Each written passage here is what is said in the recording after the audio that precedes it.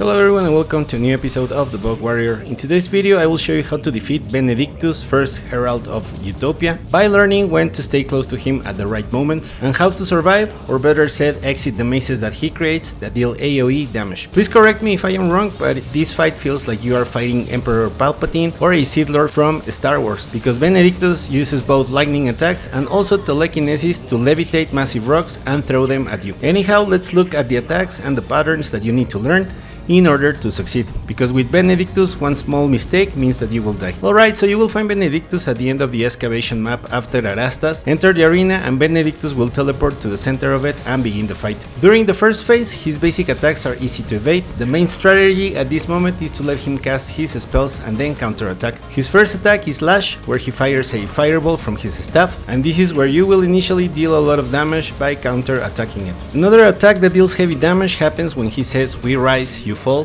where lightning strikes will hit wherever you are. As long as you keep moving and move away from where you are, you will avoid the attack. Another attack to watch out happens when he says "The Savior is pure, you are vile," or "Behold the power of truth," and huge rocks will appear floating above the arena, and of course they will fall. The landing spots are highlighted with lightning first, so they are easy to spot, and right after that they will fall and deal both physical and lightning damage. However, this attack isn't over yet, since stone structures will appear at the landing spots, and if you get close to them, a lightning bolt will strike the stone structures and make them explode. This attack can be quite deadly, so stay away from the structures. When you deplete his health bar to around 60%, Benedictus will say "Divinity holds you in its lie, let go, be free," or "Your corpse will feed on you tomorrow," and he will teleport to the center of the arena and levitate, while he channels the energy for his next attack, where a lightning explosion will cover most of the arena. He will be invulnerable at this moment, so all damage that you were stacking is no more. In order to survive this attack, you need to go at the center of the map below Benedictus, since that is the only place where the shockwave won't hit. If you fail to do this, you will most likely die.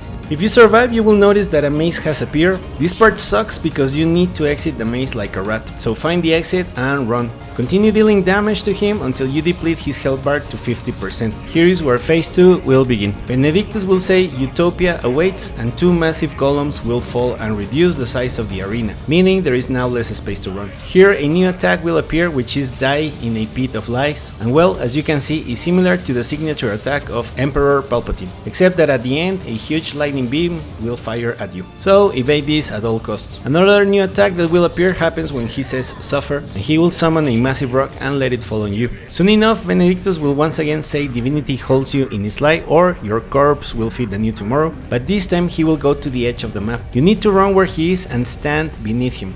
Once again, he will create a maze, but this one will be bigger, so you need to run as fast as you can to exit the maze and wait for him to destroy it. After the maze explodes, go back to where he is, and I suggest that you stay close. Same pattern, let him attack, evade, and counterattack.